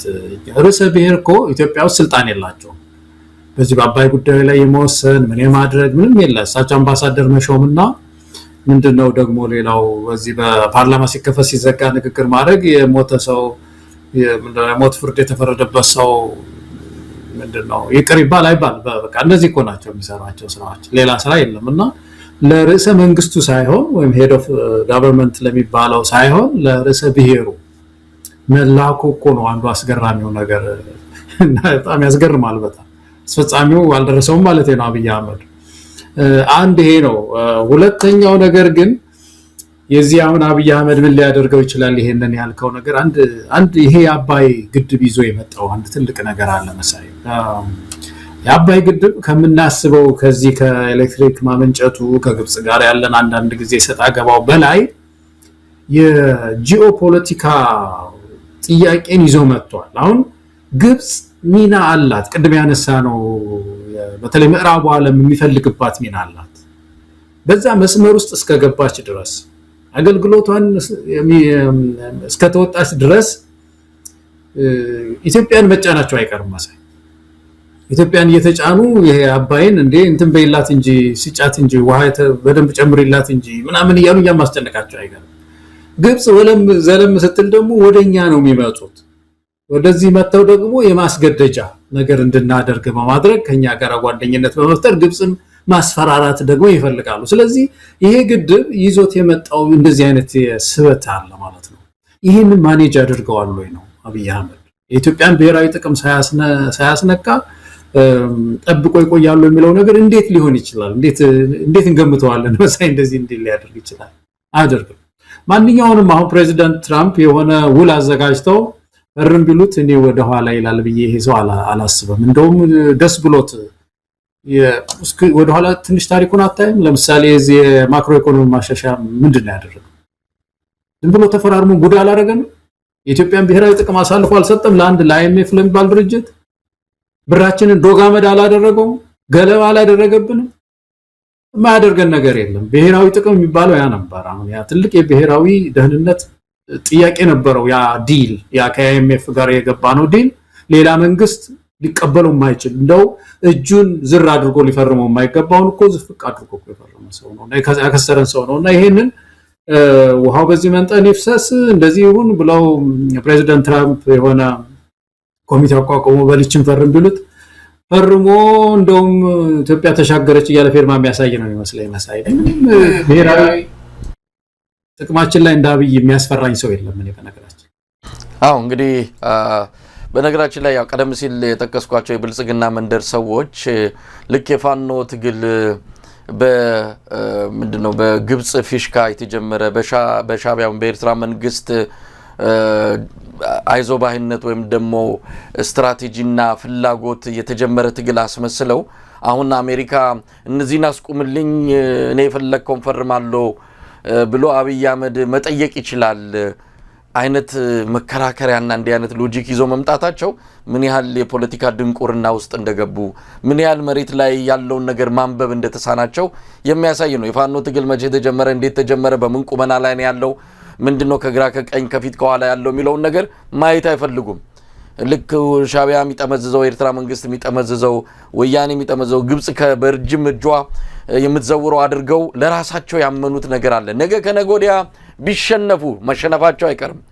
የዛን ጊዜ ሰበብ ምክንያት ከወዲያ አዘጋጅተዋል። የተሸነፍነው ግብጽና ኤርትራ ስለገቡበት ነው የሚል ከወዲሁ የስነ ልቦና ጥገና ለማድረግ የተዘጋጁ ነው የሚመስለው። ለማንኛውም ፕሬዚዳንት ትራምፕ የፈለጉትን ቢያሉ ኤርትራ የፈለገችውን ብታደርግ ሌላውም አካል ግብጽም እንዳሻት ብትሆን የፋኖ ትግል የተጀመረበትና የሚጠናቀቅበት የራሱ የሆነ ሂደት አለው። በማንም ጥገኛ ላይ ተመሰረተ አይደለም። እዛው ስነ ልቦናችሁን እዛው ፍራታችሁን ማስታገስ ከፈለጋችሁ ሌላ መንገድ ፈልጉ፣ ይሄ አዋጣም ብሎ መግለጹ ባጭሩ የሚያስፈልግ ይመስለኛል። ገለታው እንዳልከው አብይ አህመድ ብዙ ነገር አሳልፎ ሰጥቷል። እንዴ የተባበሩት አረብ ኤሚሬትስ ቅጥረኛ ከመሆን በላይ ምን አለ? እንደሆነ እኮ አንዳንድ ጊዜ ነገሮችን እንደው የግንዛቤ አቅማችንንም መፈታተን የኢትዮጵያን ሕዝብ ድሃ እንጂ ደደብ አይደለም ብለን ሁሌ የምንናገረው ነገር አለ። የኢትዮጵያ ሕዝብ እኮ በደንብ ያውቃል። ለአንዲት ሀገር ለአንዲት እንደው ምንድነው በ1960 የተመሰረተች አንድ ፍሬ ማታል ሀገር ለዛ ቅጥረኛ የሆነ ጠቅላይ ሚኒስትር እንደው ለዚህ ገናና ሀገር ለሆነች አሜሪካ እጅ አይሰጥም ብሎ በዚህ በድፍረት መናገር እውነት በጣም ያስተዛዝባል። በአሁን ሰዓት የተባበሩት አረብ ኤሚሬትስ ሁሉን ነገር በኢትዮጵያ እጇ የትም ነው ያለው። አንድ መንገድ አልሰራች፣ አንድ ኤሌክትሪክ ኃይል አልገነባች፣ አንድ ልማታዊ ስራ ላይ አልተሳተፈችም። የድሮን ጥይት ስታቀብል ኢትዮጵያን የሚገደሉበትን መሳሪያ ስትሰጥ ነው የከረመችው። ለዚህች ሀገር ነው አብይ አህመድ ቀን ከሌሊት ግርድና ውስጥ የገባው። ግርድና ውስጥ ነው ያለው። ይህን ሰውዬ ነው ዛሬ ለአሜሪካን በፍጹም አሳልፎ የኢትዮጵያን ጉዳይ አይሰጥም ብለው ደረታቸውን ገልብጠው የሚናገሩትና ያሳፍራል። ለምናቅ እንዲህ አይነቱን ነገር እንደው እንዴት እንደምንመለከተው ካልተረዱት የኢትዮጵያ ብሔራዊ ደህንነት ቁጥር 1 ስጋት አብይ አህመድ ብቻ ነው። በዚህ ወቅት ላይ ሌላ የለም ማለት አይደለም። በዚህ ወቅት ላይ ግን አብይ አህመድ ነው የኢትዮጵያ ቁጥር 1 ጠላት፣ ቁጥር 1 የብሔራዊ ደህንነት አደጋ። ይህንን ነው ማለት የሚቻለው ገለታው። አዎ እንግዲህ የሲሲ ሲደረግ ዩኤኢ ተደርጋለች። ይሄ ደግሞ የአብይ አለቃ ናት። ስለዚህ የሚፈልገውን በዛ በኩል ያስፈራራ የሚፈልጉትን በዩኤኢ በኩል ሊያስፈጽሙ ይችላሉ። ኢትዮጵያውያን ያልከው ነገር ነው መሳይ። በጣም ብሔራዊ እንትናችን ኢንተረስታችን አደጋ ውስጥ ነው ያለው። በጣም አደጋ ውስጥ ነው። ስቴት ተጠልፏል።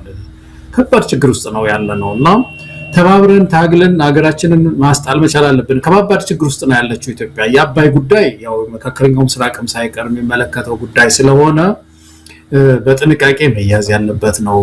አሁን በቀደም እንኳን ሲናገር አንዳንድ የዓለም አቀፍ ግንኙነት እንትኖች ይገርመኛል። እዚህ ፋይናንስ መርታ የሚለው ላይ ምን ይልልሃል መሰለህ?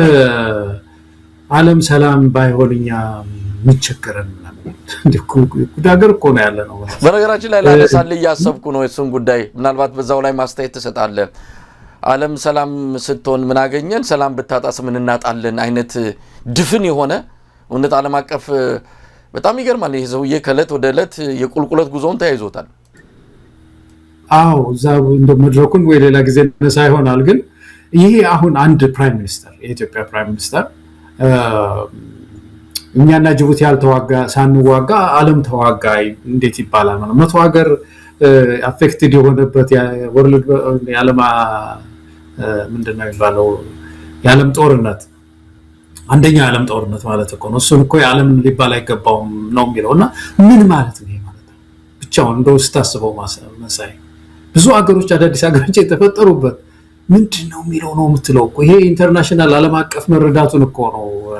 ገለታው በነገራችን ላይ እንደ መድረኩ ይለያያል። ከዚህ በፊት ኢትዮጵያ ለገባችበት የኢኮኖሚ ቀውስ የተለያዩ ነገሮች የዓለም አቀፉን ክስተት እንደ ምክንያት ያመጣዋል። ለምሳሌ ዩክሬንና ሩሲያ ጦርነት ውስጥ ሲገቡ በምን ያህል ደረጃ ኢትዮጵያ እንደተጎዳች የነዳጁ፣ የስንዴው የተለያዩ ነገሮችን ጠቅሶ አሁን ዓለም ሰላም ብትሆን ምን አተረፍን ቀውጢ ብትሆንም ደግሞ ቀውስ ውስጥ ብትገባ ምን እንጎዳለን?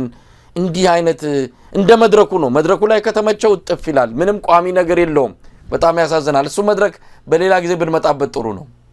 አዎ በሌላ ጊዜ ብናየው ጥሩ ነው። ስለ ደሞዝ ምንም ያነሱት የተነሳ ጥያቄ አለና ብናነሳው ጥሩ ነው። ግን ይሄ ዓለምን የሚያይበት መንገድን ስታየው እንኳን እንደዚህ አይነት ትላልቅ ኢሹስ እንደ አባይ እንደ ቀይ ባህር የመሳሰሉትን እንደ አፍሪካ ቀንድ የመሳሰሉትን ከባባድ ነገሮች ቀላል የሆኑ ዓለም አቀፍ ግንኙነቶችን እንኳን እንዴት እንደሚያያቸው ያሳፍራል። አሁን ያ በእንግሊዘኛ እየተተረጎመ ከሁለቱ ሌሎች ሀያላኖች ሀገሮች ሲጣሉ ከነሱኛ ትርፍ እናገኛለን ምናምን የሚለውን ነገር ስትሰማ በእንግሊዘኛ የሚተረጎም ከሆነ ይህ ሰውዬ ጤነኛ አይደለም ሊሉት ይችላሉ። መሳይ እንደነዚህ አይነት ሰው ነው እየተመራን ያለ ነው። አይገርምም? ኢትዮጵያውያን መተባበር ያለብን፣ ፋኖዎች በርቱ ነው ማለት ያለብን። ፋኖ ጥሪ አድርግ ቶሎ ለሌሎች ኢትዮጵያውያን እና ህዝባዊ ሰላማዊ ቢተኝነትንም አጣጥፈን የሥርዓት ለውጥ ኢትዮጵያ ውስጥ ለማምጣት እንደው ነገ ማለት የለብንም። በሳይሆን እንግዲህ ቀደም ሲል እንዳልከው ይሄ ሰሞኑን የተካሄደው መድረክ ሌላኛው የአብይ አህመድ የቅዠት መድረክ ነው ማለት ይቻላል። ያው እንዲህ አይነት መሬት ላይ ምንም ስራ የለም፣ የበለጠ ኢትዮጵያ ቀውስ ውስጥ እየገባች ነው። በነገራችን ላይ ሰሞኑን የዓለም አቀፉ የገንዘብ ድርጅት IMF ወደ 260 ሚሊዮን ዶላር ገንዘብ ለቋል። ምክንያቱም ሲገልጽ ደግሞ የማክሮ ማሻሻያው ውጤት እያየን በመሆኑ አሉ። አንዳንድ ጊዜ እነዚህ ዓለም አቀፍ ድርጅቶችም ሁለት አይነት መልክ ነው ያላቸው። ሰሞኑን የዓለም ባንክ ያለው ነገር አለ፣ የማክሮ ኢኮኖሚ ፖሊሲው ከሽፏል፣ ኢትዮጵያ አደጋ ውስጥ ናት እያለ ሪፖርት ያወጣል። በጎን ደግሞ አይ ተሳክቷል በሚል ገንዘብ ለመስጠት ሰበብ ምክንያት እየፈለጉ ያልተሳካውን የኢትዮጵያ ሕዝብ ሸክም የሆነበትን የኢትዮጵያ ውስጥ ስቃይ ውስጥ የሆነበትን ይህንን ፖሊሲ ለማንቆለጳጰስ የሚሄዱበት ርቀት በጣም ያስገርማል። ዓለም እንዴት እየሰራች እንዳለ በተለይ እነዚህ የፋይናንስ ተቋማት በምን አይነት መርህና በምን አይነት መንገድ እየሰሩ እንዳለ ግልጽ እየሆነ የመጣ ይመስለኛል። እዛ ላይ የፋይናንስ ምርታ በኢትዮጵያ ብሎ በከፈተው መድረክ ላይ እንግዲህ እነ ብርሃኑ ነጋ መቼም ፈርዶባቸዋል። በየጊዜው የዚህ ሰውዬ ቅዠት ቁጭ ብሎ የማዳመጥ ዕዳ ወድቆባቸዋል። ከ18 ዓመት በፊት እንግዲህ ከ18 ዓመት በፊት እሱ ምን ላይ እንደነበረ የምናውቀው ነው። ከ18 ዓመት በፊት የነበረውን እሳቤ ነው አሁን እየተገበረ ያለው።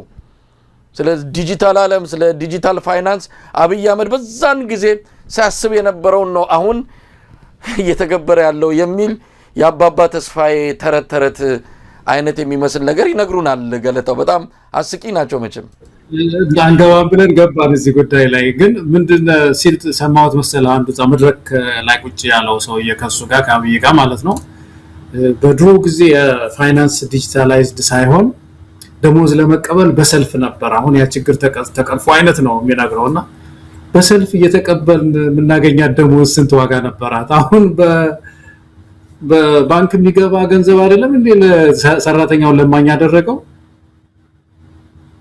በጣም እኮ ያሳዝናል እኮ። እንደው ምን ስም አለው? በሰልፍ ያን ጊዜ ነበራል። አሁን የመጣው ለውጥ ይሄንን ገለባ በባንክ ያገኛላል እና ሌላ ጊዜ እናወራዋለን። ያሳዝናል። መሳይ ለመቀለድም የሚያመች አይደለም። ምክንያቱም በሰው ኑሮ፣ በሰው ህይወት፣ በሰው ችግር ላይ በኢትዮጵያን በመጣባቸው መከራ ላይ መቀለድም ከባድ ነው። እኛ በዲጂታል የሚምጣ በእርግጥ ዲጂታል መሆኑን መጣላታችን አይደለም። በዲጂታል ስለመጣ ምንም የማይረባ ገንዘብ ለምን በጋሪ ተጎትቶ በማዳበሪያ ለምን አይመጣም? ዋና ገንዘቡ ዋጋ አለው ነው። ዋጋ የሌለው ገንዘብ በዲጂታል መጣ አልመጣ ምን ትርጉም አለው? የመጣበት መንገድ ሳይሆን ገንዘቡ ዋጋ አለው የሚለው ነው ትልቅ እና አንዳንድ ጊዜ የኢትዮጵያን ህዝብ ንቀትም ነው የሚታየው። እዛ የሚሰበሰቡትም ያው የብልጽግና መንደር የደሰቲቱ ነዋሪዎች ስለሆኑ ከአብይ አህመድ ብዙም የራቀ አስተሳሰብና አቋም የላቸውም። ምንድን ነው የሚባለው? ምን ለምን አብራዝግም አይነት ስለሆነ አንድ አይነት ሰዎች ናቸው። አንድ አይነት ላባ ያላቸው ስለሆነ አንድ ላይ ነው የሚበሩት። ለማንኛውም ገለታው ሌላ ጊዜ እናነሳዋለን።